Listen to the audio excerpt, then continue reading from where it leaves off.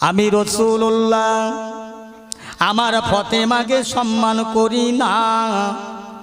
আল্লাহ পাক বড় পছন্দ করে, দয়া করে, রহম করে, মায়া করে আমার ফাতেমাকে আল্লাহ জান্নাতের রানী করেছে, আহলিল জান্নাত করেছে। আমি রাসূলুল্লাহ আমার ফাতেমাকে খাতিরি করি না, আমি জান্নাতের রানীকে সম্মান করি। জোরে বলুন সুবহানাল্লাহ। অন্য কারণ সেই ফাতেমার সারা রাত ইবাদত করে, তেলাওয়াত করে, আল্লাহর জিকির করে রাত পার করে দেয়। ফজরের আজান হয়ে গেল, ফাতেমার কানে আজানের শব্দ চলেছে যায়। আল্লাহর কাছে কেঁদে কেঁদে বলেন, আল্লাহ এই রাতটা যে এত ছোট, এই রাতের মাত্রাটা এত সংখ্যা কম করে দিলে, এই রাতটা যদি আর একটু বাড়িয়ে দিতেন, আমি ফাতেমা আমার আর একটু ইবাদত করে মনটা জুড়িয়ে নিতাম। এত তাড়াতাড়ি সকাল হয়ে গেল। আম্মা জান ফাতেমা ডুকুরে ডুকুরে কাঁদে। ও মুসলমান, সকাল হয়ে গেল। হযরত আলী রাদিয়াল্লাহু তাআলা আনহু মসজিদে নববী শরীফে থেকে নামাজ পড়ে ঘরে ফিরলেন। আম্মা জান ফাতেমা নামাজের পাটিতে বসে আল্লাহ জিকির করতে লাগলেন। এমন সময় দেখতে পাওয়া যায় একজন মানুষ আসলেন, আগন্ত ব্যক্তি এসে আলীর সম্মুখে দাঁড়ান। ইয়া রাসূলুল্লাহর জামাতা, ও ভাই আলী, এসেছি বড় দায় পড়ে আপনার দরবারে। আমি আল্লাহ রসুলের একজন অগণ্য সাহাবী। আমার রাতে খাওয়া নাই, দিনেও খাওয়া নাই। এসেছি আপনার কাছে, গাড়ি থাকলে কিছু দেন। আমার বিবি বাচ্চা অনাহারে অভুক্ত হয়ে আছে। আলীর ঘরে 2 দিন রান্না হয় না। হযরত ইমাম হাসান হুসাইন শুকনো, আলী ফাতেমাও শুকনো। এসেছে আল্লাহ নবীর একজন সাহাবী, কি দেবে? কিছুই তো নাই। আল্লাহ রসুলের জামাতা হযরত আলী রাদিয়াল্লাহু তাআলা ঘরের মধ্যে গেলেন, গিয়ে বলছো, রাসূলুল্লাহর বেটি ফাতেমা, হাসান হুসাইনের আম্মা জান, এখন কি হবে? আপনার আব্বা জানের একজন গরিব সাহাবী সে দায়ে পড়ে আমার কাছে এসেছে। তার রাতেও খাওয়া হয় নাই, দিনেও হয় নাই। সে আমার কাছে এসেছে আশা করে কিছু পাওয়ার জন্য, কিন্তু কিছুই তো নাই, কি দেব? আম্মা জান ফাতেমা রাদিয়াল্লাহু তাআলা আনহা এটা নেকড়া করে, পুটলা করে ওইটা দিয়ে হুজুর এলেন, এইটা আমার আব্বা জানের গরিব সাহাবীকে দিয়ে দেন, ওই চানেওয়ালাকে মাংনেওয়ালাকে দিয়ে দেন, তিনি খুশি হয়ে বাড়ি যান। ফাতেমা, এটা কি? হুজুর, এটা অন্য কিছু নয়, এটা আমার আম্মা জান খাদিজাতুল কুবরা রাদিয়াল্লাহু তাআলা আনহা। আমি ফাতেমাকে উপঢৌকন হিসাবে সোনাটা দিয়েছিলেন, হারটা আমি ফাতেমা রেখেছিলাম, কিন্তু আজ আমার আব্বা জানের গরিব সাহাবী আমার ঘরে এসেছে, আমি খালি হাতে ফিরিয়ে দিতে লজ্জা বোধ করছি। হুজুর এইটা দিয়ে দেন, বাড়ি চলে যান। এইটা দিয়ে দিলেন, সাহাবী আনন্দ করে বাড়ি চলে গেলেন। হযরত আলী দাঁড়িয়ে রইল। আবার একজন এসে হাজির। আসসালামু আলাইকুম। ওয়ালাইকুম আসসালাম। ও ভাই আলী, এসেছি আপনার কাছে বড় দায়ে পড়ে, থাকলে কিছু দেন না।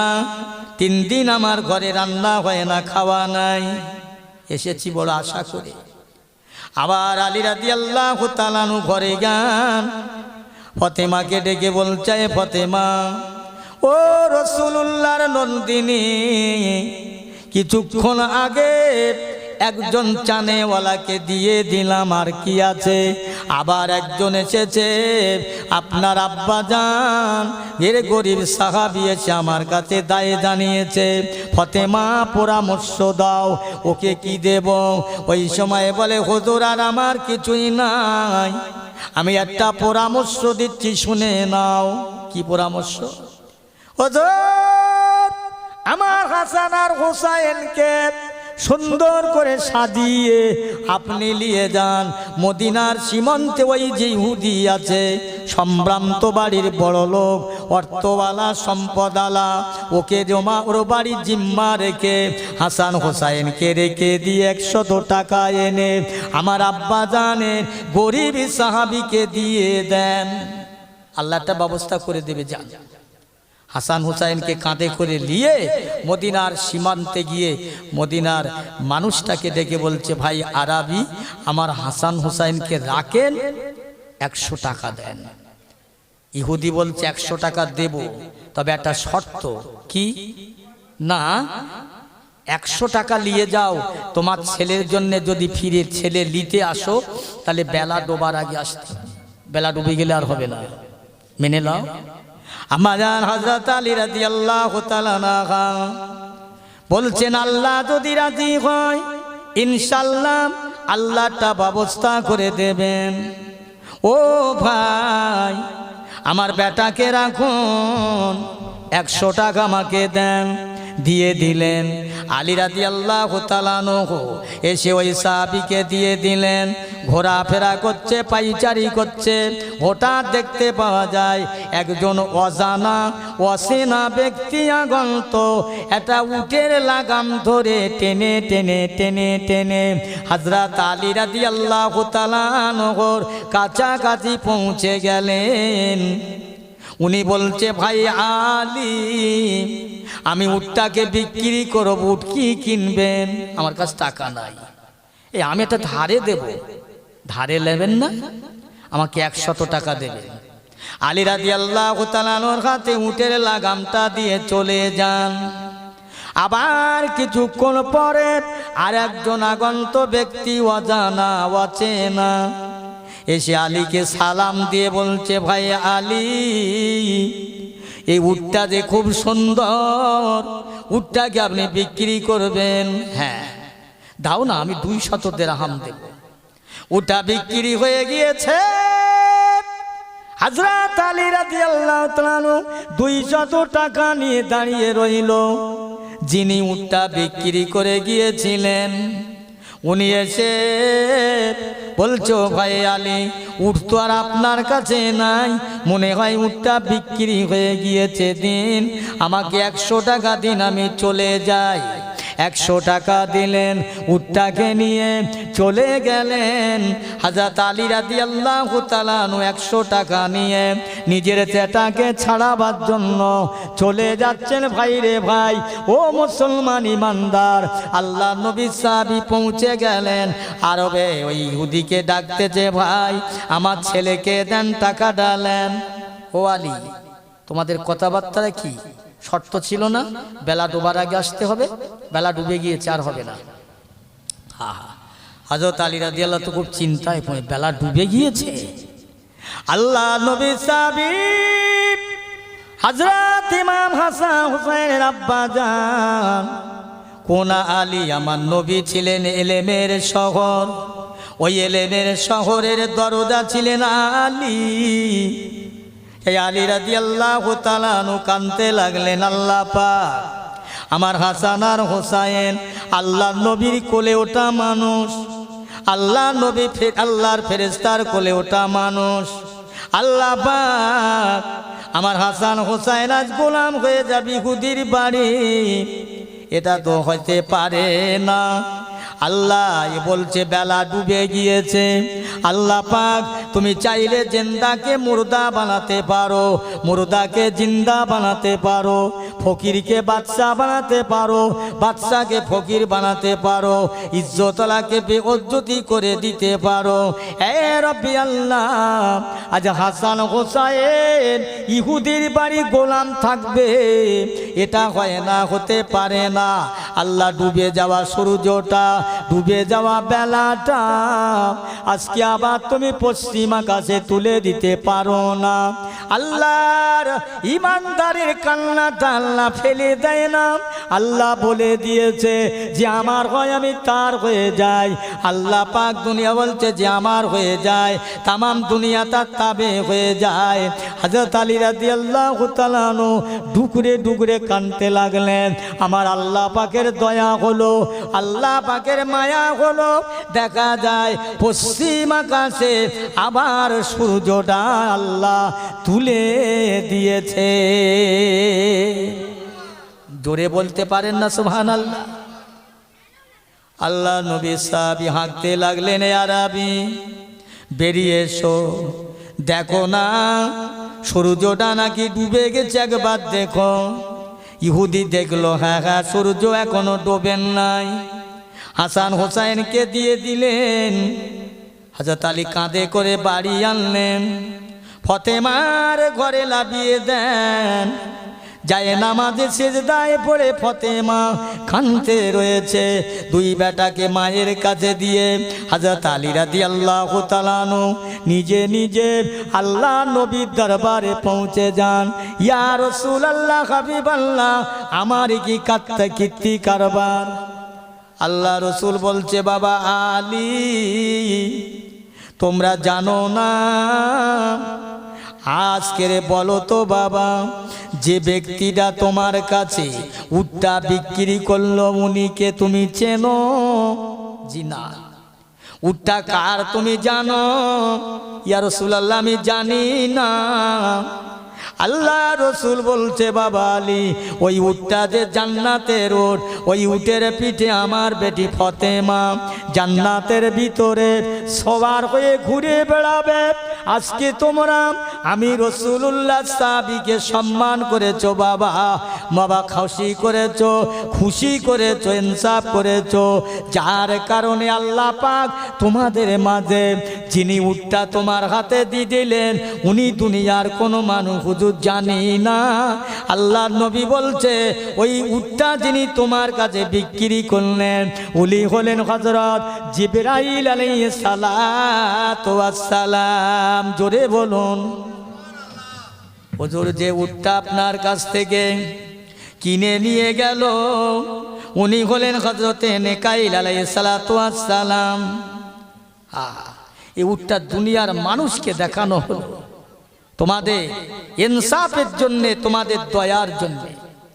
ও বাবা আলী, এই দুনিয়ার ভিতরে আমি রাসূলুল্লাহ সাহাবীকে খুশি করলে আল্লাহ তোমাদের খুশি করবার জন্যে আজকে তোমাদের মাঝে দেখিয়ে দিলে আমার ওই উটটা আমার নয়, আমার ফতেমার জন্যে আল্লাহ পাক জান্নাতে রেখে দিলেন। আমার ফতেমা ওই উটের পিঠে সওয়ার হয়ে জান্নাতে ঘুরে বেড়াবে। সেই উটটা আজকে তোমাদের সম্মুখে আল্লাহ দেখিয়ে দিয়েছে। জোরে বলুন সুবহানাল্লাহ। সেই ফতেমা, এই সেই ফতেমা, ফতেমার জিন্দেগি, দুনিয়ার জিন্দেগি শেষ হয়ে যাবে। আল্লাহ নবীর বেটি আম্মা জান ফাতেমাতুজ জাহরা 1 তারিখে সকালবেলা উঠে হাঁড়ি খোলা ধোয়, কাপড় চোপড় পরিষ্কার করে আর ফুঁপিয়ে ফুঁপিয়ে কাঁদে। হযরত আলী রাদিয়াল্লাহু তাআলা আনহু বাড়িতে এসে ফতেমার কান্না দেখে জিজ্ঞাসা করে, ও হাসান হুসাইনের আম্মা জান, এত কান্না কাঁদছো কেন? কি হয়েছে? ফতেমা যত কাঁদে আলীও তত কাঁদে। এমত সময় হাসান হুসাইন ফিরলেন।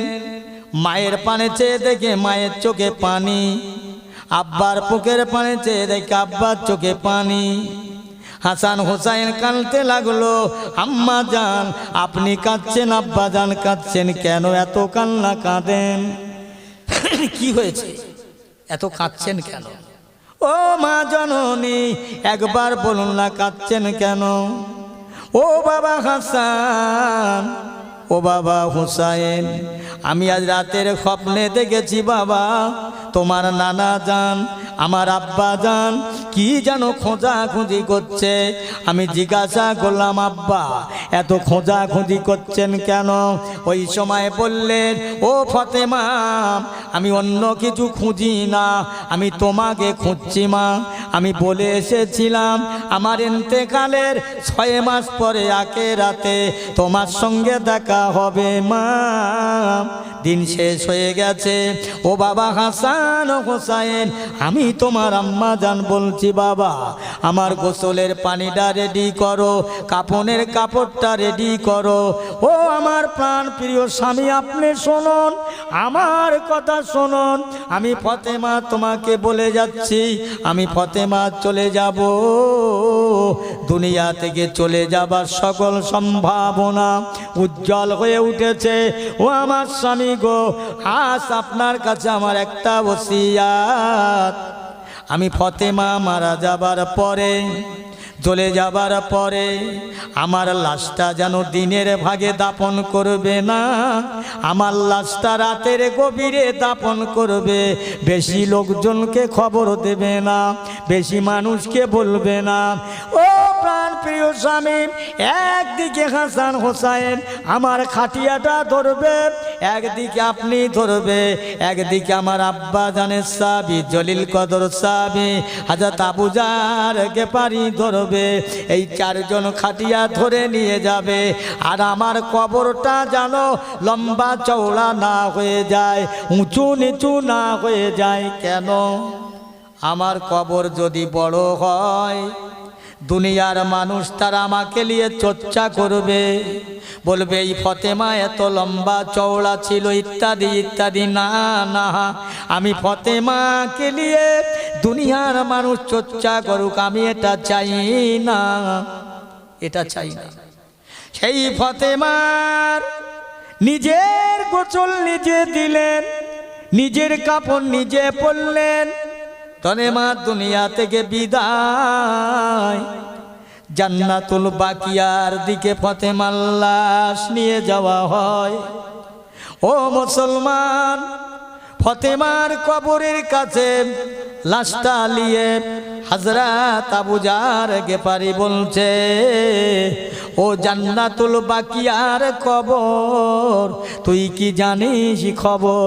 তোর মধ্যে আজ কাকে রাখা হবে? বিশ্ব নবীর বেটি ফতেমা, হযরত আলী রাদিয়াল্লাহু তাআলা আনহুর বিবি, ইমাম হাসান হোসাইনের আম্মা জান। এই ফতেমাকে তোর মধ্যে রাখা হবে কবর। ফতেমার সঙ্গে ব্যবহারটা ভালো করবে। কি আবেগে বলছে। ফতেমার কবরের ভিতর থেকে মৃদু মৃদু আওয়াজ আসতে আছেন, ও আবু জার গেফারি, খবরদার, কোনো হসব নসব কথা চলবে না। রাসূলুল্লাহর বেটি বলে কথা নয়, আলীর বিবি বলে কথা নয়, হাসান হোসাইনের মা বলে কথা নয়। ও হো আবু জার গেফারি, আমি কবর কথা আমার শুনে লাও, আমি কবর কি বলি জেনে লাও। এই কবরের মাঝে পৃথিবীর কোনো নারী আর পুরুষ যদি ঈমান আর আমল নিয়ে এই কবর পর্যন্ত আসে, আমি কবর তার জন্যে কিয়ামত পর্যন্ত জান্নাতের নিয়ামত হয়ে থাকব। আমি কবর, আমার মধ্যে যদি কেউ ঈমান আমল নিয়ে না আসে, আমি কবর আমার হক যা আদায় করব। ডাইনের মাটি বামের মাটি দূরে গিয়ে চেপে ধরব, হাড় হাড্ডিগুলো ময়দার আটার মতো পেশাই করে দেব। আমি কবর জামার কাজ আমি তাই করব। তবে আবু জার, যদি কোনো দুনিয়ার মানুষ ঈমান আর আমল নিয়ে কবরে আসে, আমি কবর তার জন্যে জান্নাতের নিয়ামত হিসাবে কিয়ামত পর্যন্ত থাকবো। একটু জোরে বলা যাবে না সুবহানাল্লাহ?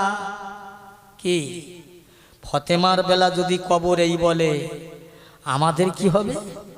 হযরত আবু জার গেফারি এই না কথা শুনতে পেয়ে কানতে লাগলেন। আল্লাহ ফতেমার কবর যদি এই হয় আমাদের কি হবে, আমাদের কি হবে, আমার কি হবে, এই না কথা বলতে বলতে আবু জার গেফারি গেলেন তো গেলেন, ওই যে গেলেন, আর কোনো দিনের জন্যে আর ফিরল না।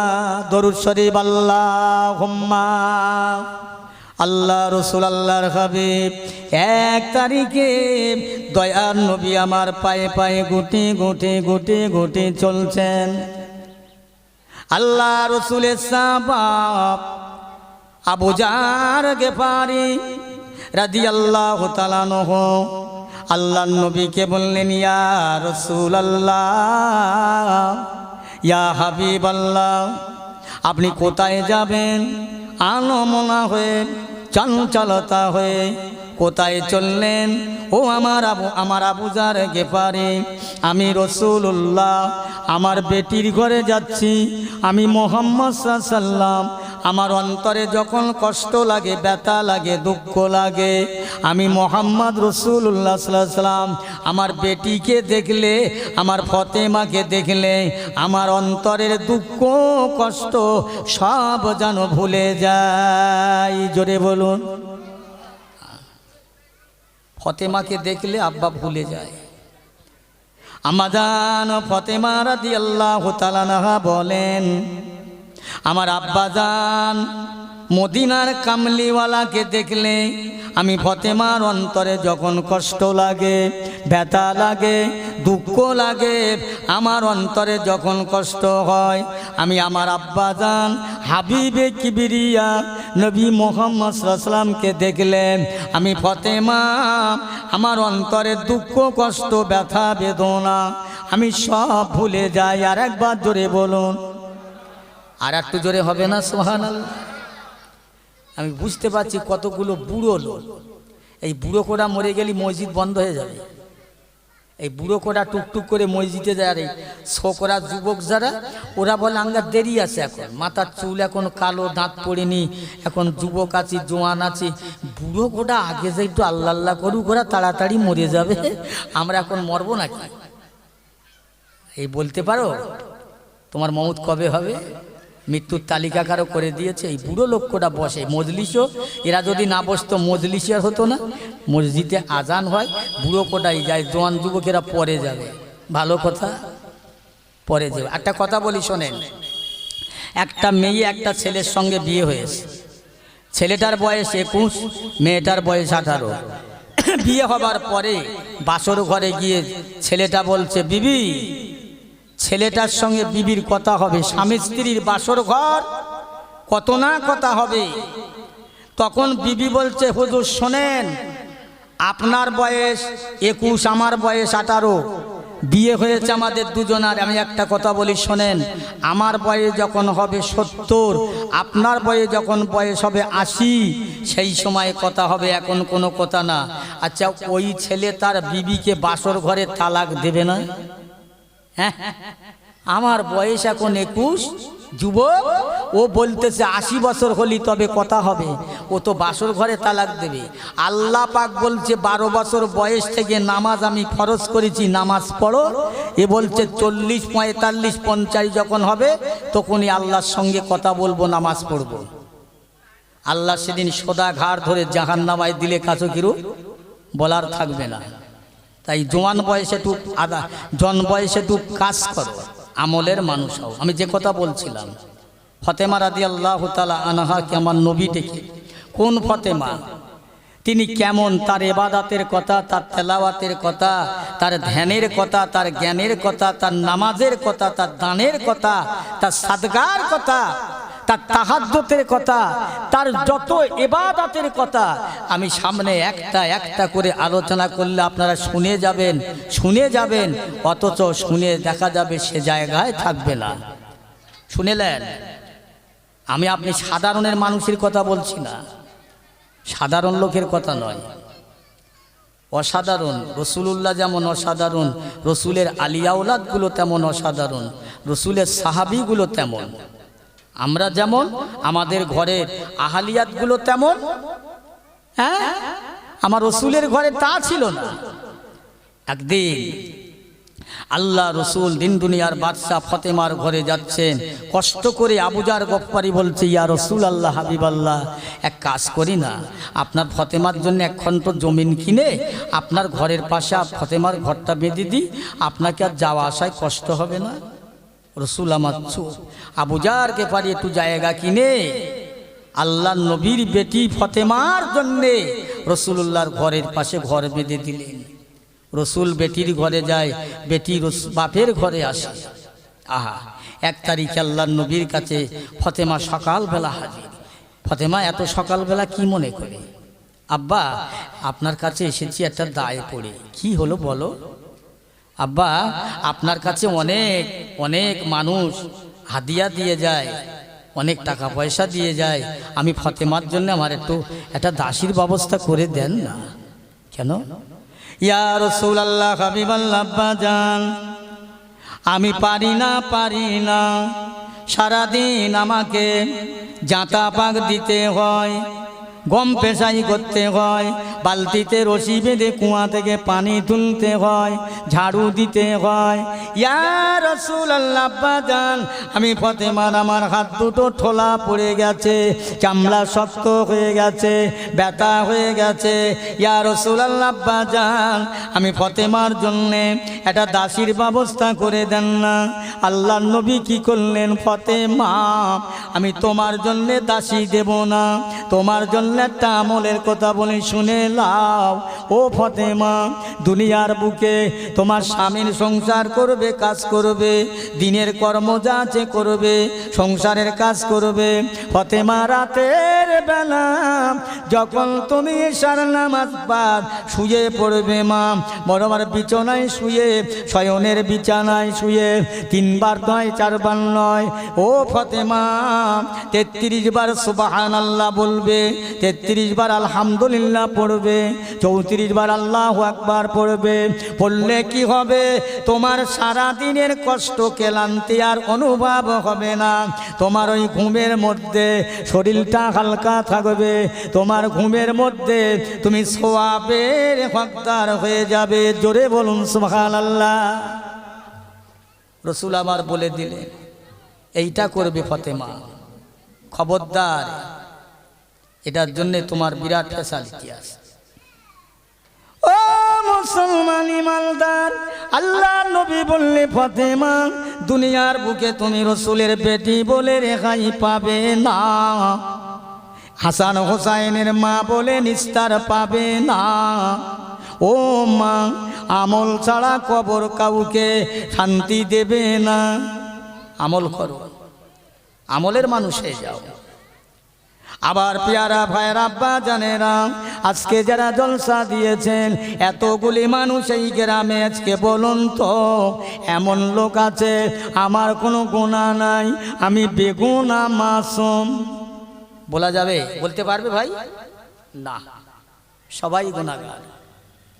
আল্লাহ রাসূল, আল্লাহর হাবিব, দিল দুনিয়ার বাদশা বলে, বাবা আবু বকর, ও বাবা ওমর, ও বাবা উসমান জিন্নুরাইন, ও বাবা আলী, শুনে নাও বাবা, আল্লাহ তোমাদের জান্নাত দান করেছে, জান্নাত রেজিস্ট্রি করে দিয়েছে। বাবা ওমর, তুমি জান্নাতি। ইয়া রাসূলুল্লাহ, ইয়া হাবিবাল্লাহ, আমি ওমরকে যদি আল্লাহ জান্নাতে দেয়, আমি আর নামাজটা পড়ব না। নবী বলছে, ওমর তুমি নামাজ না পড়ে থাকতে পারবে না। হুজুর, নামাজ পড়লেও জান্নাত দেবে আল্লাহ, না পড়লেও দেবে। আমার রসুল বলছে, ওমর তুমি নামাজ না পড়ে থাকতে পারবে না। পরের দিন সকাল হয়ে গেছে,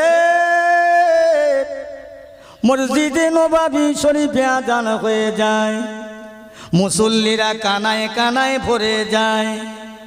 আমার পেয়ারা ভাইয়েরা, আল্লাহ নবী বললেন, এ আমার সাহাবীরা, মসজিদের দরওয়াজা বন্ধ করে দাও, দাও, বন্ধ করে দাও। বন্ধ করা হলো। হযরত ওমর ফারুক রাদিয়াল্লাহু তাআলা আনহু মসজিদের দরজায় এসে ঠেলাঠেলি করতে লাগলেন। এই ওমর, কি হয়েছে? ইয়া রাসূলুল্লাহ, ইয়া হাবিবাল্লাহ, বেয়াদবি মাফ করুন, আমার জন্য দরজা খুলে দেন, বাবা ওমর তুমি তো বললে নামাজ পড়বো না, ইয়া রাসূলুল্লাহ আমাকে মাফ করুন, ক্ষমা করুন। আজান হয়ে গেছে মসজিদে নববী শরীফে। আমি ওমর আমার জানতা ভালো লাগে না, আমার সারা দেহটা যেন কেমন হয়, নামাজ না পড়া পর্যন্ত আমি ওমর শান্তি পাবো না। জোরে বলুন সুবহানাল্লাহ। আল্লাহ রসুল বলছে ওমর যারা জান্নাতি হয় না তাদের নামাজ কাজা হয় না, বলবেন না সুবহানাল্লাহ। এই রাস্তায় যারা ঘুরছে ওরা সব বেহেশতি নাকি? জান্নাতি যারা এখানে বসে না ওরা জান্নাতি।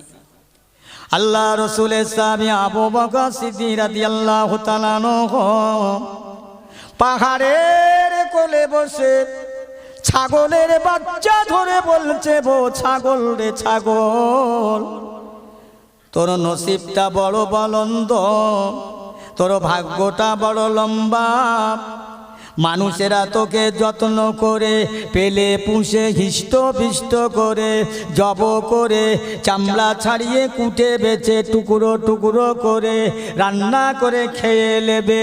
ছাগল তোর হিসাব দেওয়ার লাগবে না, আমি আবু বকর আমার হিসেব দিতে হবে আল্লাহর দরবারে, আমি আবু বকর আমার হিসেব দিতে হবে, এটাই তো বড় চিন্তা। এই আবু বকর কে একটু বলি, শোনেন, শুনবেন আপনারা? একটু বলি, আপনারা সবাই আমার একটু হুকুম দেন, বলি নাকি? হ্যাঁ, এই আবু বকর কোন আবু বকর? কতটা আমলের মানুষ চিন্তা করেন। তারা দুনিয়ায় কেঁদেছে, কান্না ছাড়া তাদের কিছুই ছিল না, চোখে পানি আর পানি। জান্নাত পাওয়ার পরেও তারা দুনিয়ায় হাসেনি। আর আমাদের কে হলো বাবা? আমাদের কি হলো? কথা বলছে বলবে। আমার প্রিয়ারে ভাইরা, আমার বক্তব্য এই নয়, আল্লাহ শুকরিয়া আজ আমাদের যদি মুসলমানের ঘরে না দিতেন আর টুপি মাথায় দিতে হতো না, নামাজ পড়তে হতো না, রোজা রাখতে হতো না, জলসা শুনতে হতো না, জলসা করতে হতো না, জলসা দিতে হতো না। এই ইহুদি না করে মুসলমান করেছে। আপনারা খুশি না বেজার? এই সবাই বলেন খুশি না বেজার? তা খুশি হয়ে আল্লাহর রাস্তায় এখানে এসে একটু বসেছেন যে কজন, এরা সব কিছু বোঝে না। আসলে কি ব্যাপার জানেন? একজন চাচা মুসাফির, মুসাফির কি বাড়ি থেকে বেরিয়ে এদেশ ও দেশ, এ গ্রাম ও গ্রাম ঘুরে ঘুরে বেড়াবে। আমরা শুনেছি বাড়ি থেকে কোনো মানুষ যদি বেরিয়ে যায় মুসাফিরের নিয়ত করে 48 কিলোমিটার, আবার কেউ বলেছে 50 কিলোমিটার গেলে সে মুসাফিরে পড়তে যায়। তো চাচা মুসাফির রাস্তা দিয়ে হাঁটবে সারা দিন। দুটো ভাইপো বলছেন, চাচা আপনি কোথায় যান হেঁটে হেঁটে? বলে আমি মুসাফির হালে ঘুরে বেড়াচ্ছি বাবা। চাচা আমরা আপনার সঙ্গে যাব। বলে তোমরা আমার সঙ্গে যাবে? এই আমি তো বুড়ো মানুষ, হেঁটে যাব, গাড়ি ঘোড়া নেই, আমি সারাদিন রোজা রাখি, খাওয়া নেই, তোমরা আমার সঙ্গে যেতে পারবে? চাচা আমরা একটু যাব আপনার সাথে। গেলেন। যেমন ধরেন হাঁটতে হাঁটতে আপনার এই নাটাপুকুর মসজিদের সামনে তো সন্ধ্যাবেলা হাজির, সন্ধ্যাবেলা হাজির, নতুন মানুষ, নতুন মুখ। আসসালামু আলাইকুম। আলাইকুম সালাম। হুজুর কোথায় থেকে আসছেন, বাড়ি কোথায়? বাবা আমার বাড়ি অমুক গ্রামে, একটা মুসাফির মানুষ। এই আমার সাথে যে দুজন আছে এরা আমার ভাইপো, আমি রোজায় আছি। এই গ্রামে কারো দয়া হলো, মাগরিবের নামাজ বাদ, মুসাফির মানুষ রোজাদার, মুসাফিরের দোয়া আল্লাহর দরবারে কবুল হয়। গোটা কত ভাত এনে বলছে, হুজুর এই লেন, আমি আপনার জন্য দুটো খানা এনেছি। তার রয়েছে তো 3 জন, খানা এসছে একজনের। এই ভালো করে শোনেন, রয়েছে তো 3 জন, খানা মাত্র একজনের। চাচা দুটো ভাই তো প্লেট দেখে বলছে, বাবা আমরা 3 জন আছি, এসো এই খানাটা 3 জনে ভাগ করে সবাই খাই। চাচা বলছে, এরা বলছে না চাচা ওই কোটা খানা একজন আর কুলায় না, ও 3 জন কি করে হবে? তার চেয়ে চাচা এক কাজ করেন না, আমরা 3 জন সব ঘুমাই, শুয়ে পড়ি, আর এই ঘুমের মাঝে যে স্বপ্ন দেখবে ভালো স্বপ্ন, ওইটি এই খানা খানেওয়ালা হবে। চাচা বলে তো বেশ যুক্তি, তালাও ঘুমাও। ঘুমিয়েছে। চাচা মুসাফির মানুষের হেঁটে অভ্যাস আছে, এ কিছু মনে করেন। এরা ক্লান্ত হয়ে কিছুক্ষণ পরে ঘুমিয়ে পড়লেন। ঘুমোবার পরে 1-1.5 ঘন্টা একজন উঠেছে, উঠে বলছে, এই ওঠো ওঠো, এ খানা আমি খাবো। বলছে, তুমি কি স্বপ্ন দেখেছো? চাচা, আমি স্বপ্ন দেখেছি যেখানে হযরতে মুসা আলাইহিস সালাম আল্লাহর সাথে কথা বলছেন, সেই কৌতুর পাহাড়ে আমি যেন সেখানে গেছি। ও বাবা, তাহলে ওকে ডাকো। ওকে ডাকা হলেই, আমি এই স্বপ্ন দেখেছি। তুমি তুর পাহাড়ে উঠেছো, আমি স্বপ্ন দেখেছি যেখানে হযরত ঈসা আলাইহিস সালাতু ওয়াস সালাম চতুর্থ আসমানে, আমি যেন ওই জায়গায় পৌঁছেছি। তাহলে খানা কে পানেওয়ালা? যে আসমানে উঠেছে সে। এখন দুজনার তো চাচা বলতে, তালাও তোমাদের মধ্যে কে খাবে খাও। প্লেট উঁচু করে দেখছে, প্লেট পুরো ফাঁকা, একদম ধোয়া পরিষ্কার। চাচা কি হলো? বলে, আর চাচা কি হলো, কি বলবো বল দিন তোদের। চাচা, প্লেট একদম ধোয়া, কি ব্যাপার? বাবা, তোরা কেউ তুর পাহাড়ে, কেউ চতুর্থ আসমানে, আর ওই অবস্থায় ইয়া বড় একজন মানুষ, মাথায় বড় পাগড়ি, হাতে বড় লাঠি এনে বলছে, বুড়া এ খানা খাবি না বল, নাই তো লাঠি দিয়ে তোর মাথা ফাটিয়ে দেব। বাবা, মাথার ওপর দিয়ে লাঠি ঘুরপাক দিচ্ছে, ভয়েতে খানা খেয়ে নিলাম আমি।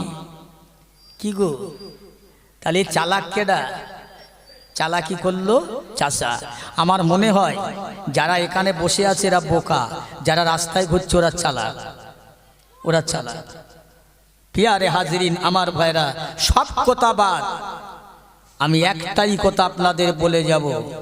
সেটা হলো আল্লাহ পাক কোরআন পাকের মধ্যে বললেন, কুল্লু নাফসিন যায়িকাতুল মাউত।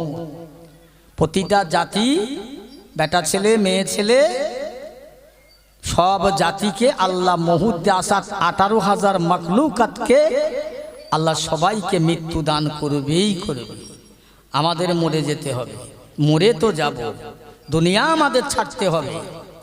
যতই বাহাদুরি চালাকি করি না কেন, দুনিয়া আমাদের ছেড়ে দিতে হবেই হবে। তো দুনিয়া যখন ছেড়ে দেব, আখিরাতের মানুষ হয়ে যাব, আমরা দুনিয়া থেকে চলে কি নিয়ে যাব? আল্লাহ আমাদের কি নিয়ে যেতে বলেছে, কি করতে বলেছে? পাঠালেন দুনিয়ায়।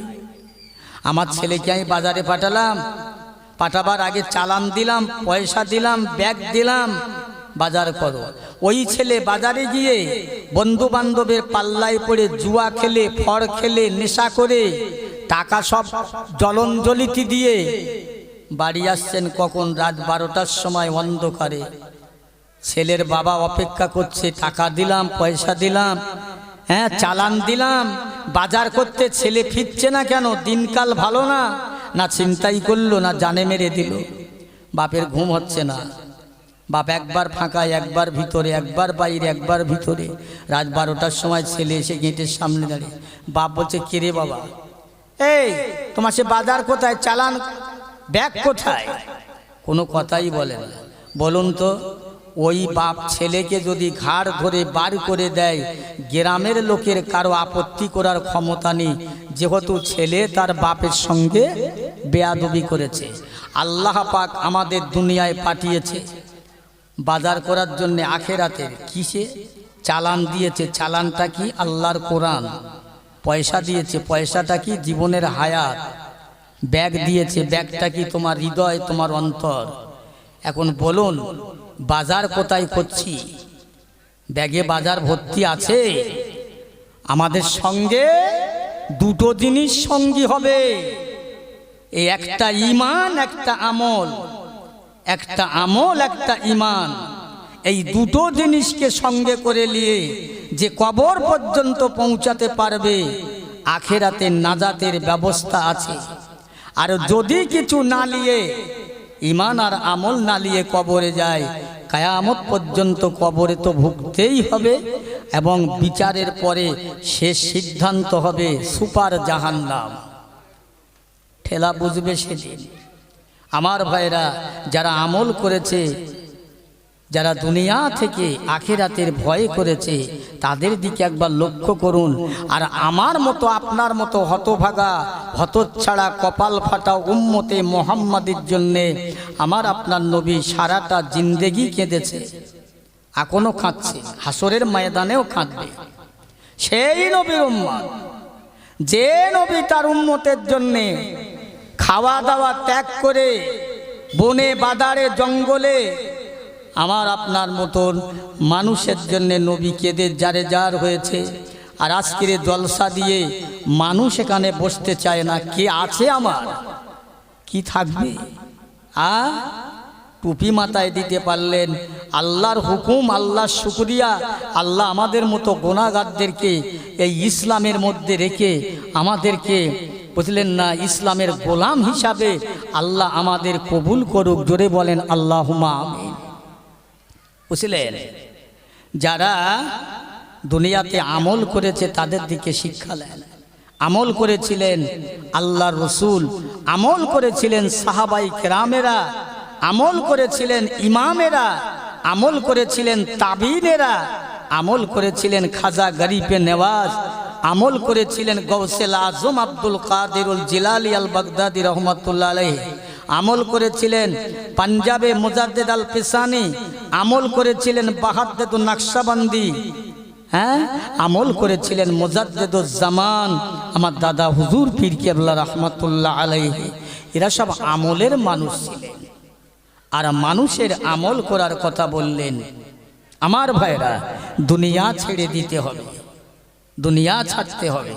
আল্লাহ রসুল দিন দুনিয়ার বাদশাহ হাবিবে তাবিব 1 তারিখে আম্মাজান ফতেমাকে ডেকে বলছেন, ফতেমা ও আমার বেটি শোনো, এই শোনো, একটু আমলের মানুষ হও মা।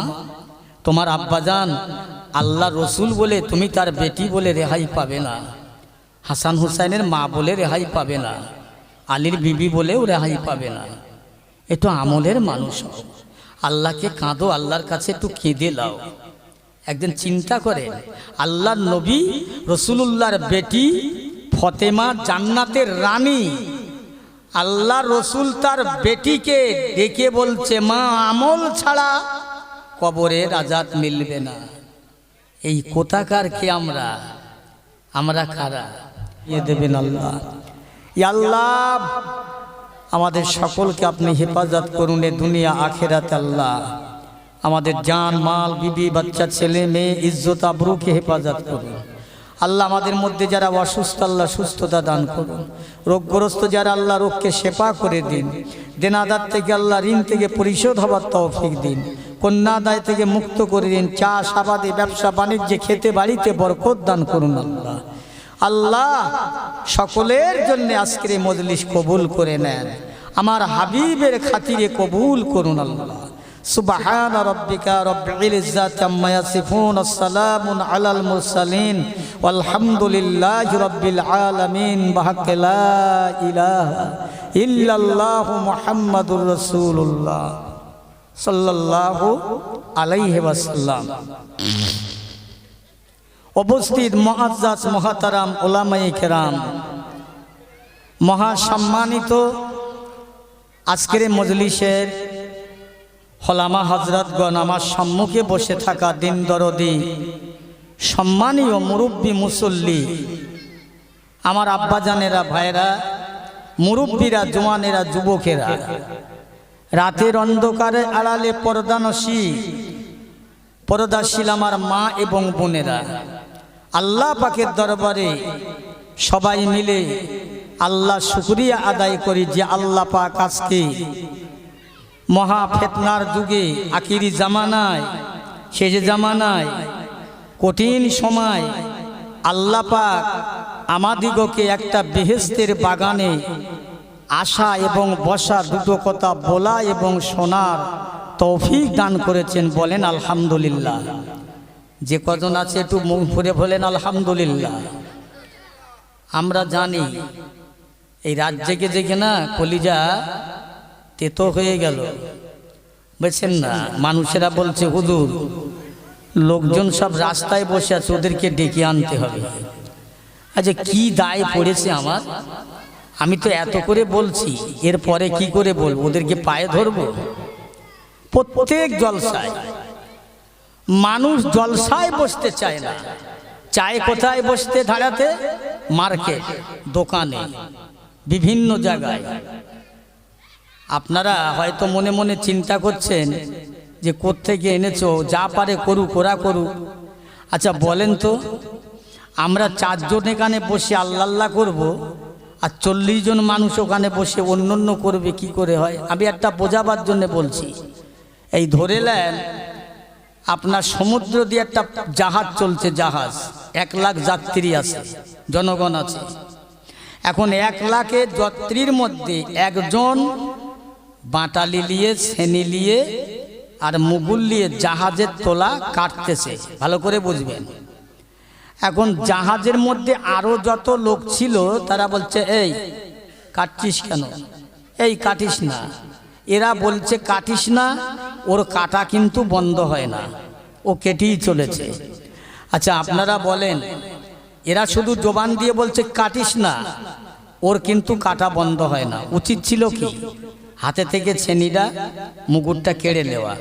আর যদি না নেন, শুধু মুখে বলে যাচ্ছেন, চলে যাচ্ছেন, কাটা যখন শেষ হবে, জাহাজের তোলা যখন ছিদ্র হয়ে যাবে, দরিয়ার পানি জাহাজের মধ্যে ঢুকলো, আচ্ছা আপনারা বুঝতে পারবেন, বলতে পারবেন যে কেটেছে ওইটি একাই ডুবে মরে যাবে, বাদ বাকি লোক সব বেঁচে যাবে নাকি বাবু? এই কথা বলেন না কেন? সবাই মরবে তো, যে কেটেছে ও মরবে, যারা কাটেনি ওরাও মরবে। তা আমার কথা হচ্ছে, দুনিয়াটা হলো, জগৎটা হলো দুনিয়ার একটা জাহাজের, এই দুনিয়াটার একটা জাহাজ, এ চলছে। এখানে যত মানুষ খারাপের দিকে চলে যাবে, আমাদের 10 জন 20 জন 50 জন কি করতে হবে? তাকে হাত ধরে বাধা দিতে হবে। বাধা দিতে গেলে বিপদ আছে, মুসিবত আছে। আমি অনুরোধ করব, আবার বলবো, যা কোনো পর্যন্ত যারা রাস্তায় ঘুরছেন, ভিড় করছেন, আল্লাহর কসম করে বলি, যদি আপনি আখেরাতে নাজাত পেতে চান, পাপকে মাফ করতে চান, ক্ষমা চান, তাহলে মজলিসে এসে বসেন। আর যদি বলেন যে না আমি বসবো না, তাহলে বাড়ি যান, পাপ থেকে, গুনাহ থেকে বেঁচে যাবে। দুটোর একটা করতে হবে, হয় এখানে এসে বসতে হবে, আর না হলে বাড়ি চলে যেতে হবে। কথা বুঝছেন? আমি এসেছি 2 ঘন্টা ওয়াজ করব, চলে যাব, টাকা নিয়ে খেয়ে দিয়ে চলে যাব। এ প্যান্ডেল চলে যাবে, এই স্টেজ উঠে যাবে, এ মাইক খোলা হবে, এ সামিয়ানা খোলা হবে, সব খোলা হবে। এ মাঠ 1টা বছরের মতো পড়ে থাকবে। যারা আজকের এই মাঠে জলসা দিয়ে না বসে এদিক ওদিক ঘুরছ, জেনে রাখবে এই ময়দানটা যেমন খালি, তোমার অন্তরের ময়দানটা, হৃদয়ের মাঠটা এমনি খালি, কিছু পেলে না, কিছু পাওয়া যাবে না। এখানে বসুন, এই জলসার কিছু যদি বরকত পেতে চান, তাহলে এখানে বসে পড়েন। আমার ভাইরা, দোস্তের, আব্বা জানেরা, আমার বক্তব্য এই নয়, আল্লাহ শুকরিয়া আদায় করেন। আল্লাহ পাক ইচ্ছা করলে আমাকে আপনাকে ইহুদি, খ্রিস্টান, নাসারাত, বেদিন, বেঈমান করতে পারতেন। আল্লাহ যদি চাইতেন আমাদের হাতি, উট, ঘোড়া, বাঘ, ভাল্লুক বানাতে পারতেন, কুত্তা বানাতে পারতেন, বিড়াল বানাতে পারতেন, জমিন আসমান বানাতে পারতেন। আল্লাহ পাক আমাদের টানা করে, দয়া করে, করুণা মায়া করে আল্লাহ আমাদের মানুষ করে, মানুষ নয়, শুধু মানুষ নয়, মানুষের মধ্যে একটা আলাদা ফ্যাসিলিটি দিয়েছেন, অফার দিয়েছেন। সেটা হলো আমাদেরকে মুসলমানের ঘরে, আল্লাহ ওয়ালাদের ঘরে, ইমান ওয়ালাদের ঘরে আল্লাহর নবীর উম্মত হিসাবে আল্লাহ আমাদের কবুল করেছে। বলুন না সুবহানাল্লাহ। সবাই প্রাণ ভরে একবার বলেন সুবহানাল্লাহ। এই 4 জন থাকো আর 5 জন থাকো, ভাই একটু জোর করে বলবেন সুবহানাল্লাহ, আমার একটু হেল্প করেন। আপনারা সুবহানাল্লাহ বললে না আমার 2 তলা বাড়ি হবে, আর না বললে আমার 2 তলা বাংলা। কি তাই নাকি? আপনারা যদি সুবহানাল্লাহ জোরে বলেন আমার 2 তলা বাড়ি হবে, হবে না। সুবহানাল্লাহ বললে কি হবে? একটা বার বলবেন 10টা নেকি হবে, 10টা গুনাহ মাফ হবে। আর একবার বলুন না সুবহানাল্লাহ। পিয়ারে হাজরিন, আমার ভাইরা, একটু সাহায্য করবেন আমাকে।